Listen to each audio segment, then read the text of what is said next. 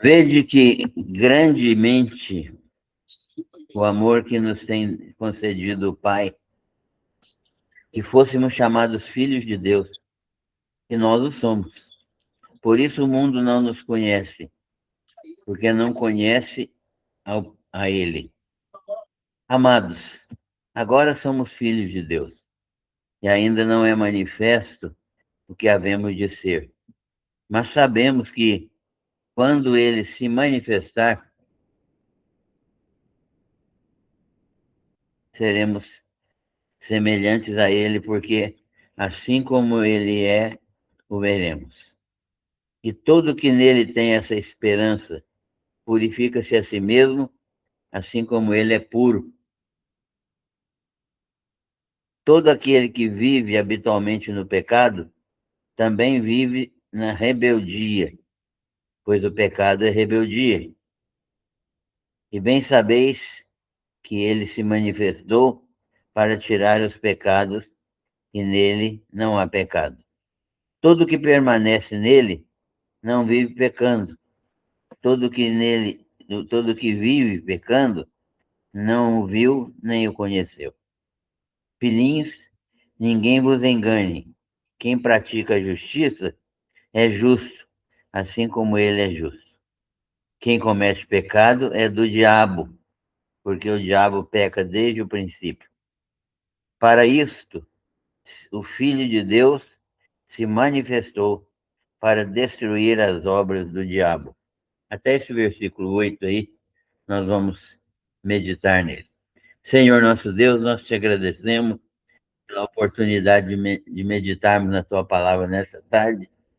Queremos que o Senhor fale ao nosso coração.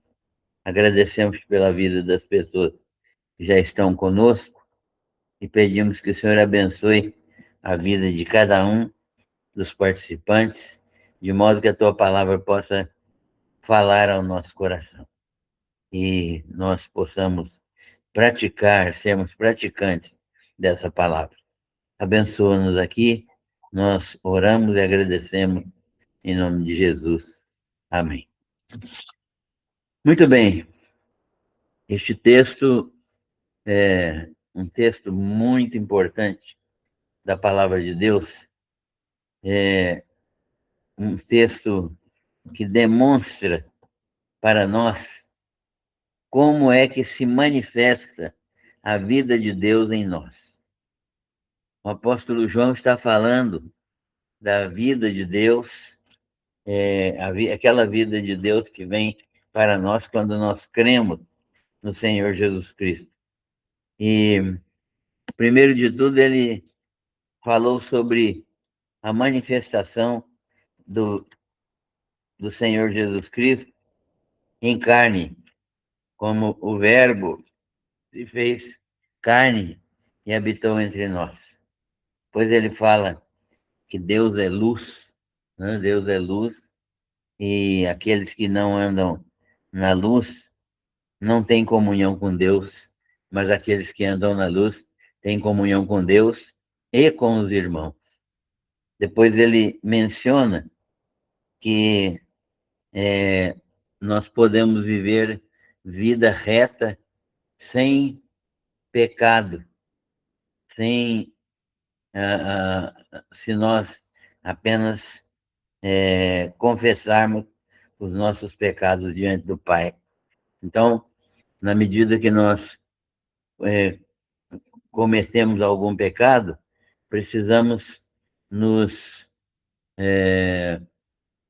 colocar diante de Deus e usa de misericórdia para conosco, e Ele nos perdoa os pecados pela obra redentora do Senhor Jesus Cristo, e por estar Ele como nosso advogado hoje junto ao Pai, intercedendo por nós, e o sangue dele sempre mantendo a nossa purificação diante do Pai.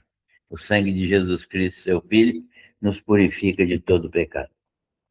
Depois ele fala sobre a observância dos mandamentos de Cristo, sobretudo o amor fraternal. Para João, A prática do amor fraternal é a prática da vida cristã.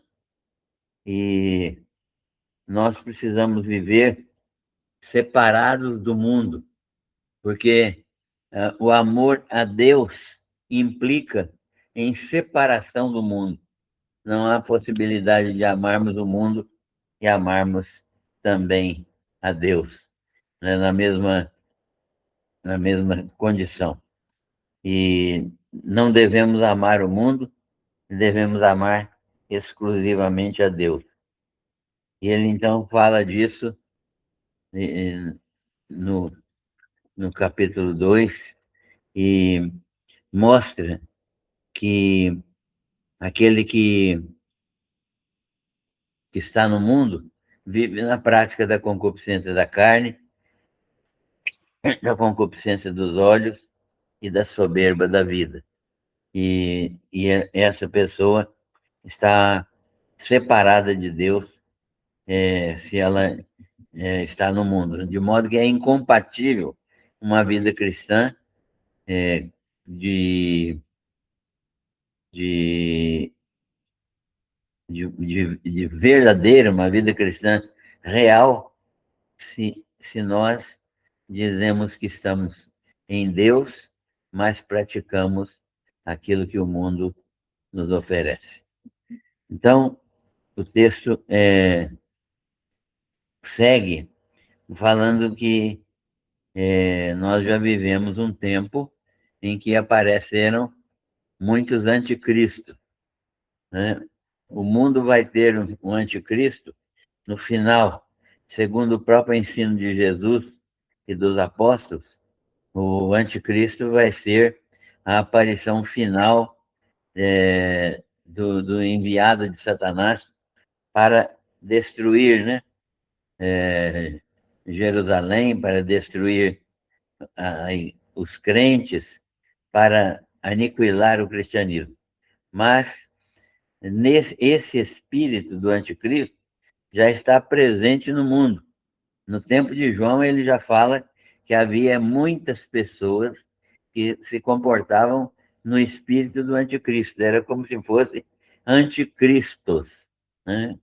Menores em ação e alcance, mas com o mesmo espírito do anticristo que vem, que é a encarnação do próprio Satanás. E ele então fala disso, demonstrando que todos aqueles que vivem separados de Deus são anticristos, pregando, dizendo que Jesus não veio em carne, negando a encarnação de Jesus, negando a eficácia do seu sangue na nossa salvação. Então, agora no capítulo 3, nós começamos a ler agora, ele vai falar como é que se manifesta a vida de Deus em nós. Como é que eu sei que eu sou crente em Jesus Cristo? Como é que as pessoas sabem que eu sou crente em Jesus Cristo? Primeiro de tudo que ele diz é que é uma demonstração do amor de Deus por nós. A vida de Cristo em nós, a vida de Deus em nós, é, antes de mais nada, uma manifestação do amor de Deus em nós, né?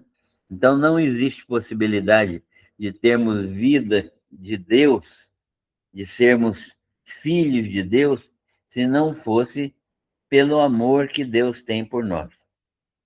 Não é uma questão de merecimento, mas é uma questão de amor de Deus por nós. É uma demonstração do amor que Deus tem por nós, que é uma grande prova do seu amor para conosco.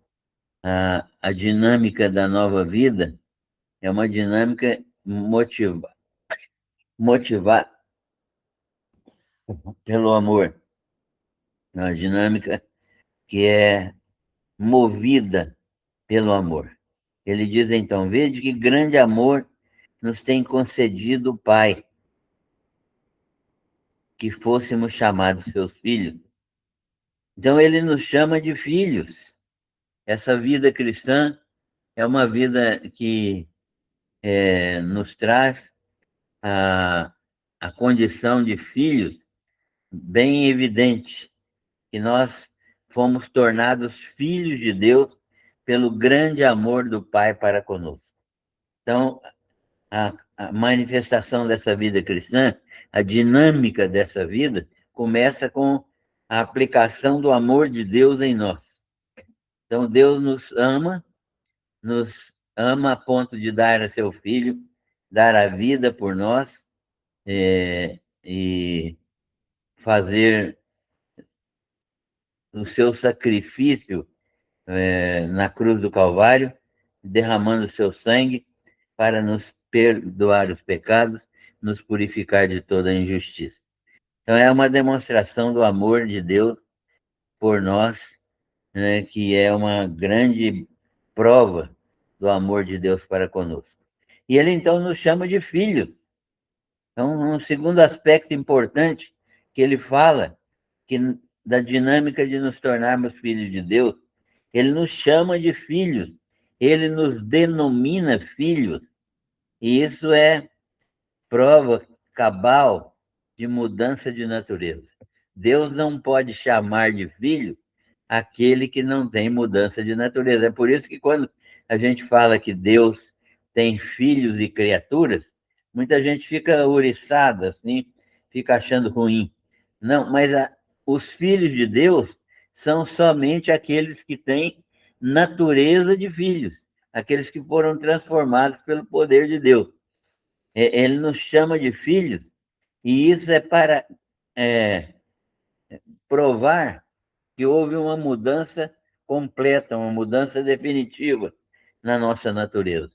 Então, a questão de ser filho ou não está fundamentada na natureza nossa.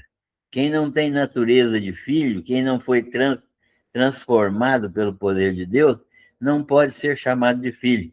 Nem mesmo Deus pode chamar de filho aquele que não tem a natureza dele, a natureza de seu filho.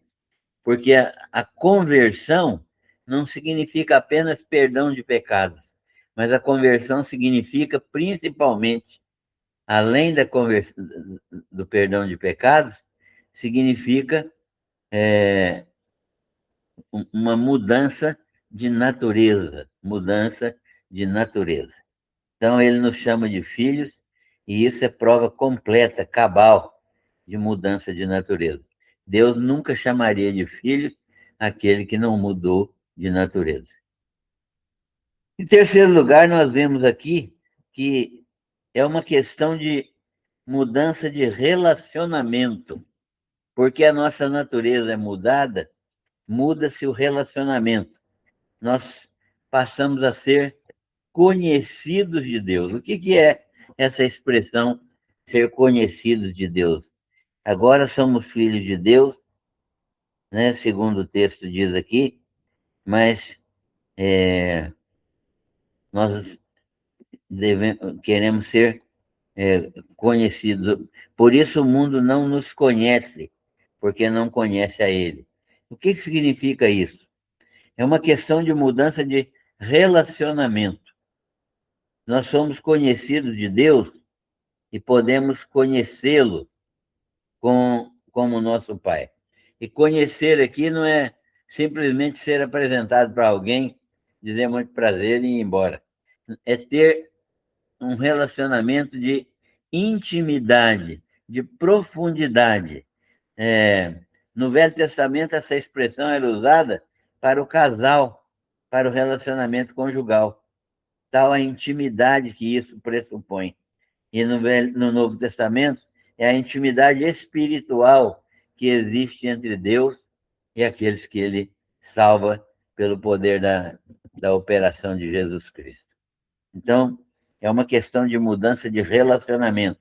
Eu deixo de ser uma criatura que não tem relacionamento nenhum com Deus para ter um relacionamento vivo, um relacionamento verdadeiro, um relacionamento real com Deus, né? Eu, como filho, e ele como Pai. Então, agora nós somos conhecidos de Deus, né?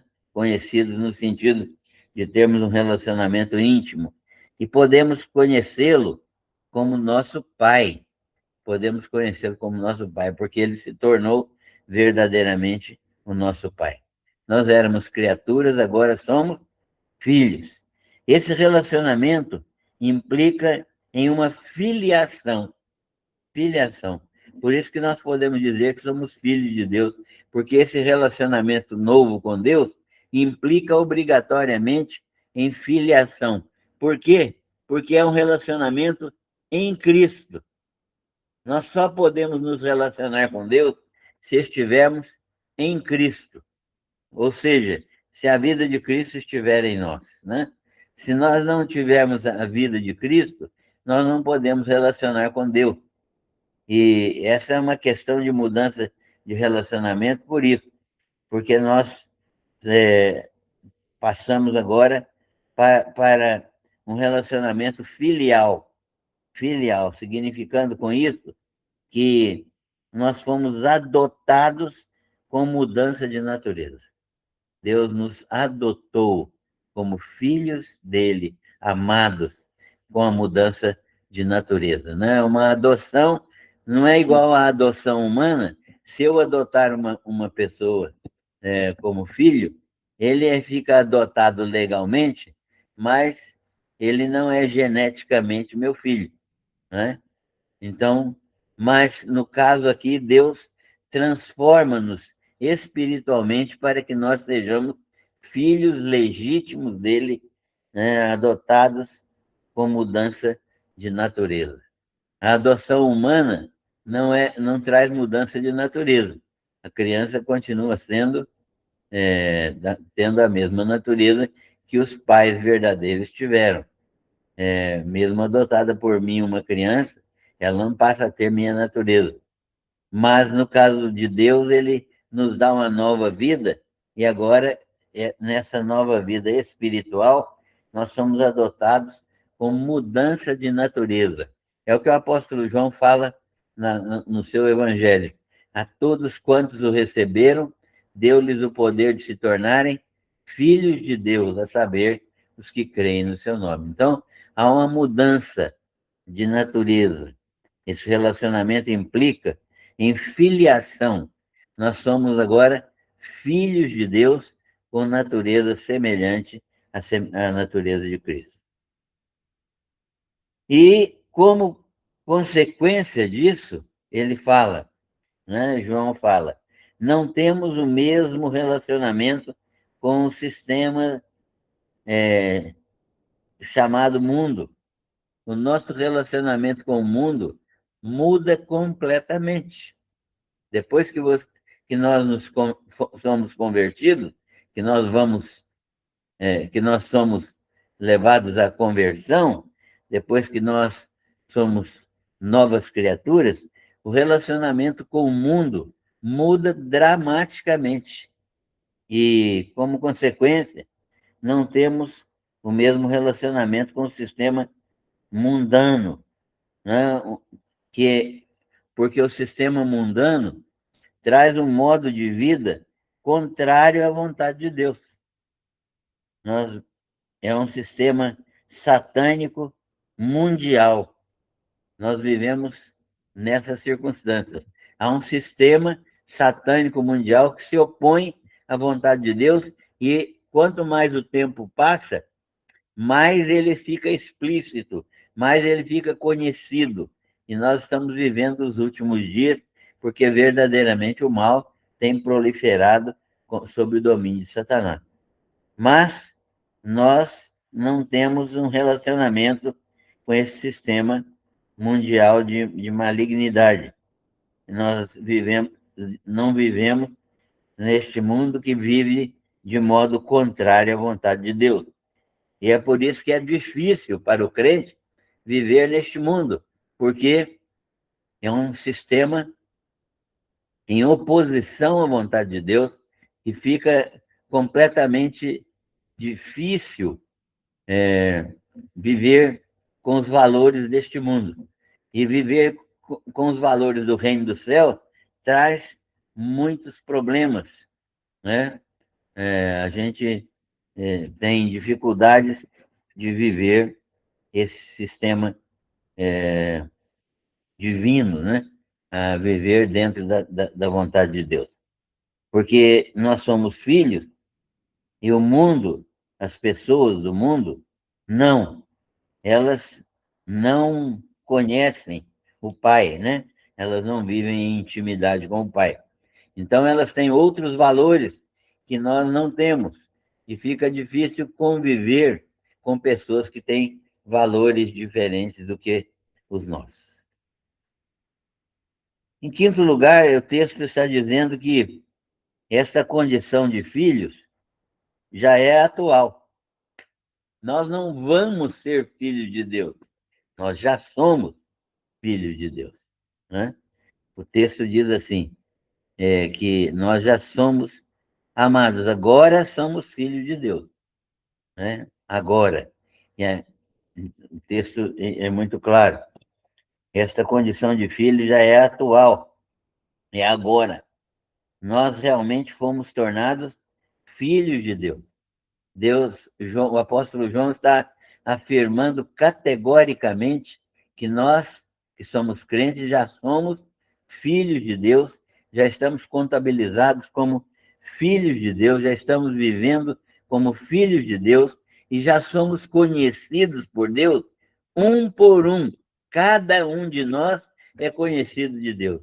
Deus não fala assim, olha, eu tenho muitos filhos. Ele pode falar isso, mas ele sabe o nome e a vida de cada um de nós. Isso é maravilhoso, porque não trata da multidão, mas trata da individualidade. Deus é conhecedor da nossa individualidade. Essa condição de filho, portanto, mostra que já nós realmente fomos tornados filhos de Deus, e que seremos ainda mais do que já somos, né? Que isso significa o quê? Que nós ainda não estamos gozando toda a plenitude de filhos. Nós já somos filhos, nada pode mudar essa situação, nós vamos herdar toda a condição de filhos, mas no momento nós ainda não estamos na plenitude de filhos, porque falta acontecer ainda o quê? A ressurreição e a glorificação, porque nós vamos morrer fisicamente, né? Todos nós morreremos fisicamente, exceto aqueles que serão arrebatados, né? Mas todos receberão a ressurreição, na ressurreição, um corpo glorificado, porque nós já temos a semente da ressurreição plantada em nós. Então, esta condição de filhos já é atual, é agora. Nós realmente fomos tornados filhos de Deus, mas ainda não chegamos a ser aquilo para o que a nossa vida foi preparada. Deus nos preparou algo muito mais maravilhoso do que isso que nós estamos vivendo agora.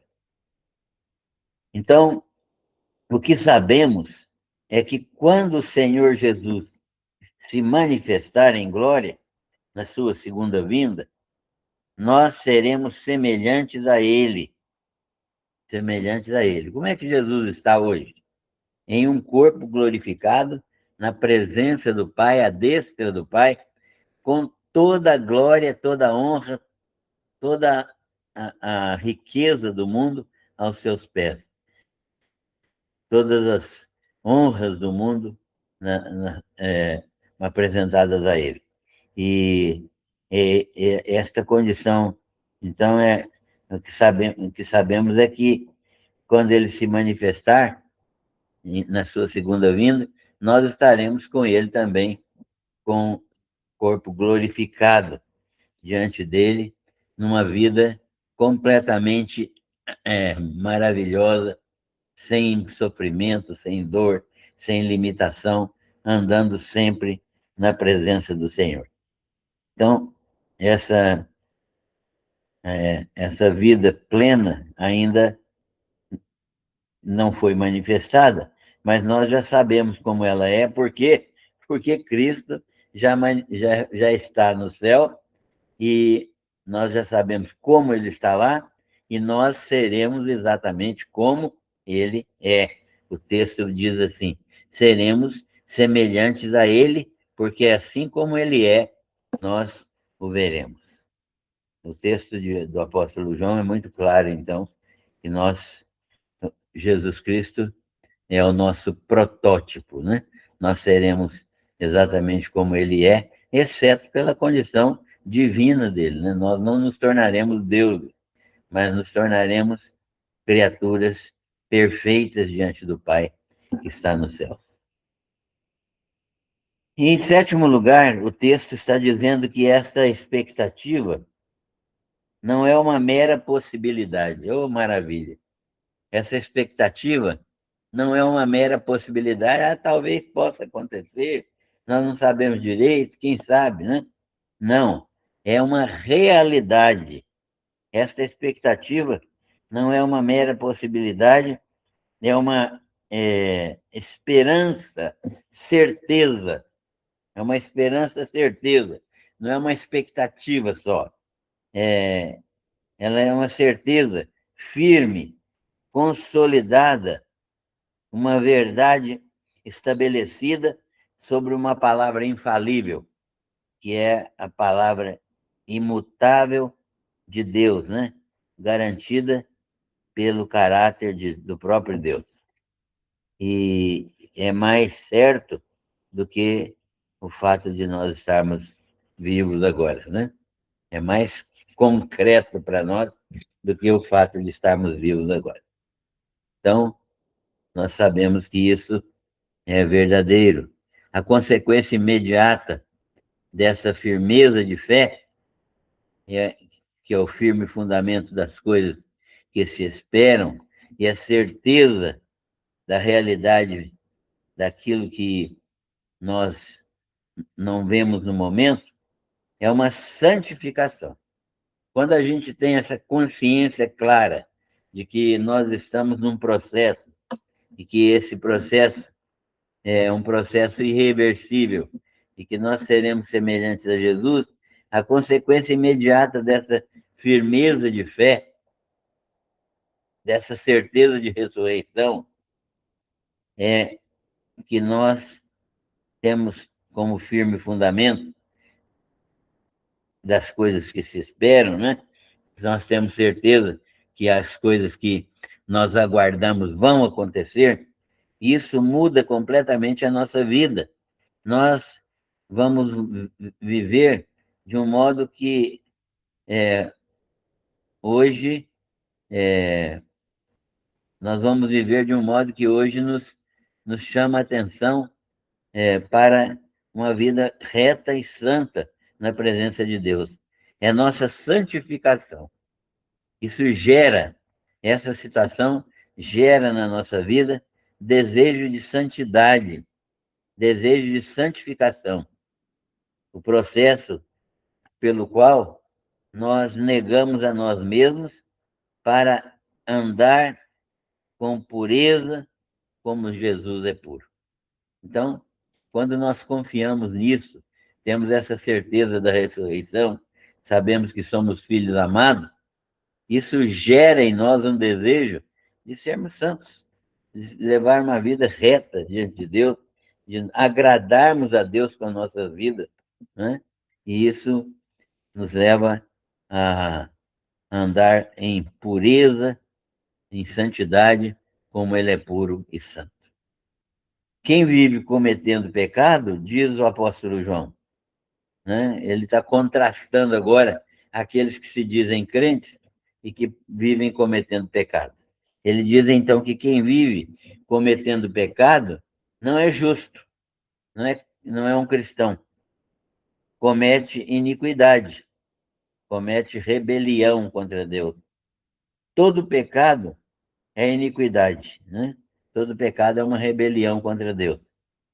E é não andar em justiça e pureza. Todo pecado me leva à impureza e à injustiça. Foi para tirar os nossos pecados, pagar a pena dos nossos pecados, né? E pagar a pena dos nossos crimes, para tirar os nossos pecados e destruir o poder do pecado na nossa vida e livrar a gente da presença do pecado para sempre. Foi para isso que Jesus Cristo morreu, foi para isso que ele veio e a este mundo, e porque nele não há pecado. Nele não há pecado. Ele não morreu pelos seus pecados, mas morreu pelos nossos pecados, para que nós levássemos uma vida santa e reta na sua presença. O segredo que todos devem conhecer é que quem vive nele, quem vive em Jesus Cristo, tem a vida dele em si. Então, ser crente é mais do que ter um credo, né? É mais do que ter alguma crença em alguma coisa. Tem muita gente que tem crença em alguma coisa e não é crente naquilo, mas isso não significa que seja salvo, né? O segredo que todos devem conhecer é que quem vive nele, em Cristo, tem a vida em si mesmo e não vive pecando. Por quê? Porque é a vida de Cristo, né? Ele não pratica o pecado. Quem vive pecando não o viu. O apóstolo João é muito categórico nessa expressão. Ele diz que quem vive pecando, quem vive na prática do pecado, não o viu, né? Não é testemunha ocular da vida de Cristo, e nem também o conheceu por meio das informações dos apóstolos. Relacionamento de fé viva, né? Não o conheceu. Uma fé viva é igual com uma pessoa, é um relacionamento com uma pessoa. E uma fé morta é a respeito de uma pessoa. Então, a fé viva me permite ter um relacionamento vivo com Jesus, pessoa a pessoa. Mas uma fé que não é viva, uma fé morta, é uma fé que eu manifesto a respeito de alguma coisa ou de alguma pessoa. Eu saber, por exemplo, a fé morta é aquela que as pessoas sabem coisas a respeito de Jesus, mas não tem comunhão com ele, não tem, por exemplo, não tem uma relação íntima com ele. Tem uma fitinha no braço, tem uma correntinha no pescoço, tem um crucifixo, tem o sinal da cruz, tem os dias santos, as procissões, o jejum, as rezas, tudo isso é praticado, mas isso é religião apenas, porque a pessoa pratica isso sem verdadeiramente ter uma relação pessoal com Jesus Cristo. Então, é uma situação que é inócua do ponto de vista espiritual. Pior, né? É pecaminosa, porque a pessoa procura fazer essas coisas para ter comunhão com Deus, mas isso não faz com que ela tenha comunhão com Deus. Tanto é que o crente não precisa de nada dessas coisas e ele vive em comunhão com Deus. O apóstolo está, então, falando do quê? Escrevendo, né? Para os ouvintes, os leitores, que há uma condição muito clara para não pecar ou não viver pecando, né? Qual é a condição para a gente não viver pecando, que é a vontade de Deus? A condição é permanecer em Cristo. Se a pessoa permanece em Cristo, e permanecer em Cristo significa ter um relacionamento pessoal com Ele, de submissão ao senhorio do Senhor e obediência à sua vontade. Então, para ter um relacionamento pessoal com Cristo, eu preciso me submeter completamente a esse relacionamento pessoal, reconhecendo Jesus como Senhor da minha vida, aquele que determina todas as coisas na minha vida, determina onde eu trabalho, o que eu faço, com quem eu me caso, quantos filhos eu vou ter, qual lugar que eu vou trabalhar, para onde que eu vou viajar, o que eu devo fazer no relacionamento com A, B e C. Então, Jesus é o determinador e o Senhor de todas essas decisões. Isso significa a submissão ao senhorio de Cristo. Obediência expressa a sua vontade, a sua palavra. Esse é o que está permanecendo firme em Jesus para não pecar, para não levar uma vida pecaminosa. Jesus justificou os que nele creem como Messias, nosso Salvador. O que significa justificou? A justificação é o ato judicial de Deus, um ato judicial que Jesus opera, né? Ele declara, Deus opera, né? Pela ação de Jesus, ele opera, tornando Jesus, os que creem nele, no Messias, nosso Salvador, salvos e livres do pecado. Então, Deus nos justifica. Como que Deus faz isso? Deus aceita, é o caráter judicial, é o ato judicial de Deus de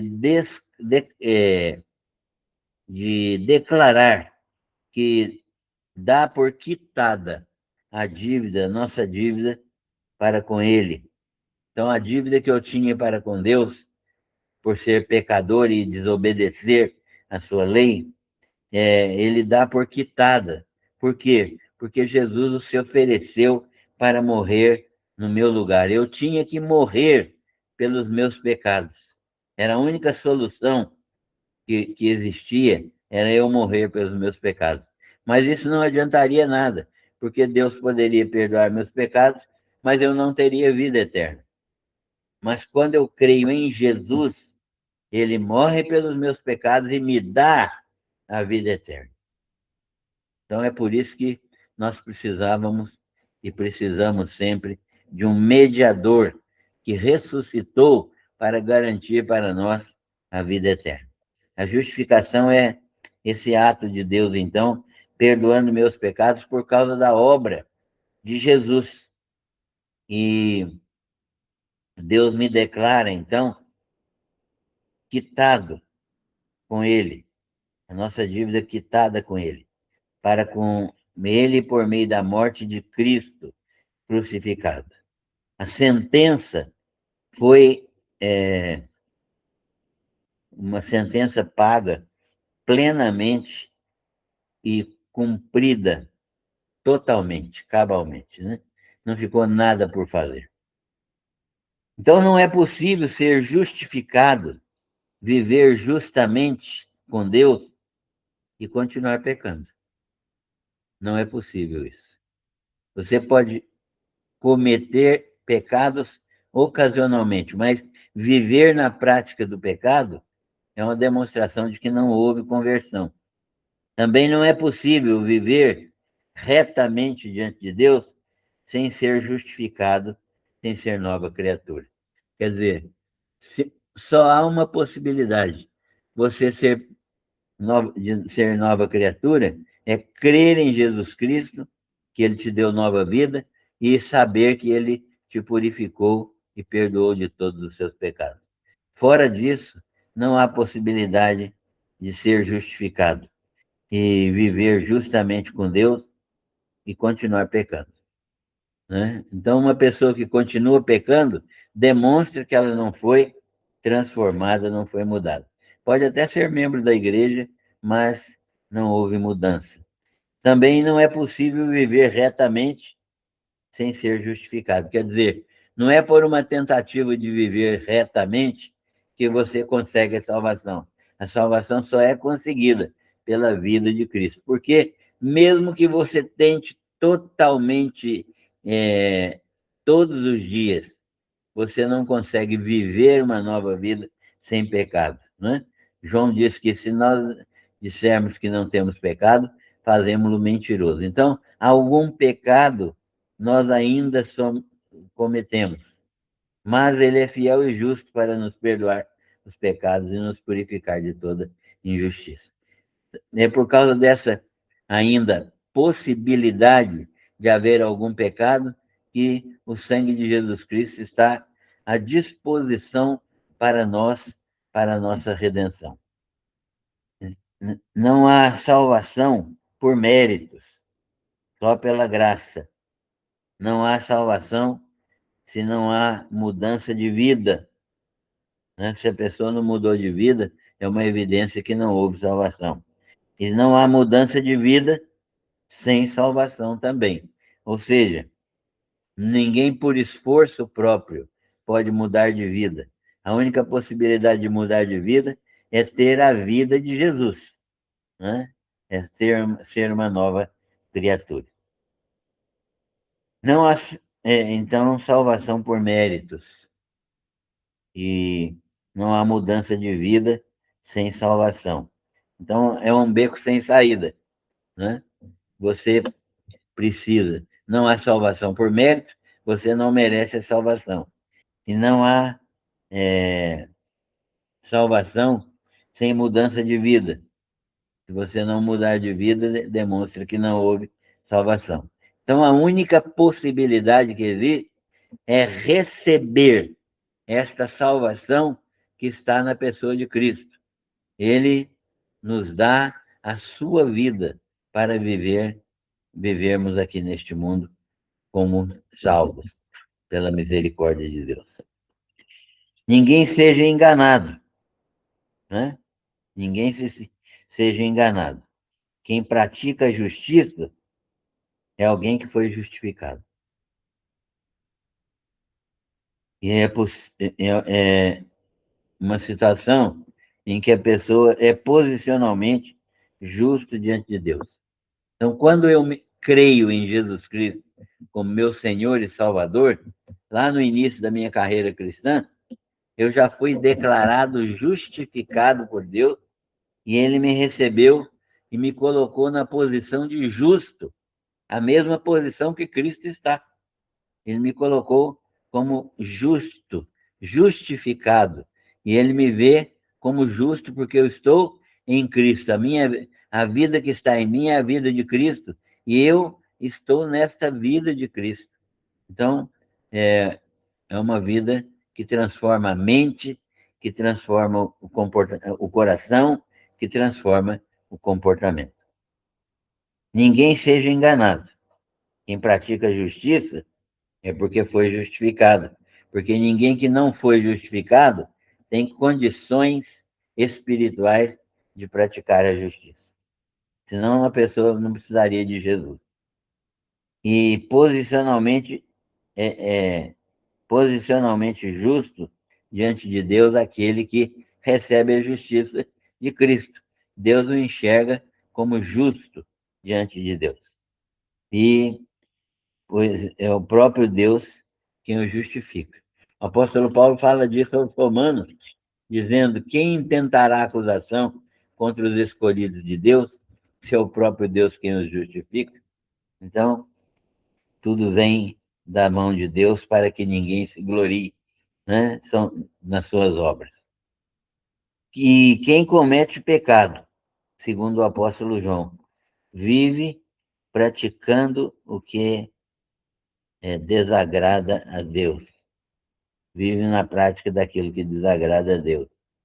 E ele diz claramente aqui: quem comete pecado é do diabo, né? Quem comete pecado aqui não é quem peca ocasionalmente, até involuntariamente, né? Não é isso. É quem vive na prática do pecado, ou seja, aquela pessoa que diz que mudou, mas não mudou, né? Aquela pessoa que não foi transformada pelo poder do Espírito Santo.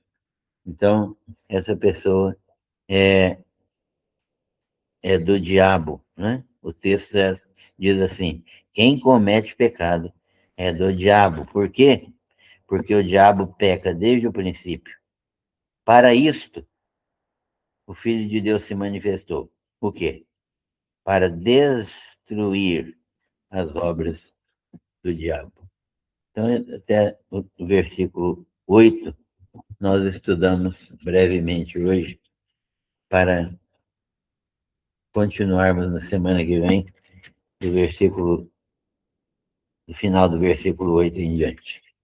Que Deus esteja abençoando a vida de cada um dos nossos irmãos participantes. Eu peço desculpas pelo tempo que nós demoramos para conseguir entrar na página, mas na semana que vem nós vamos procurar ser mais pontuais. Deus abençoe a todos e que a graça do Senhor esteja sobre todas as famílias aqui representadas.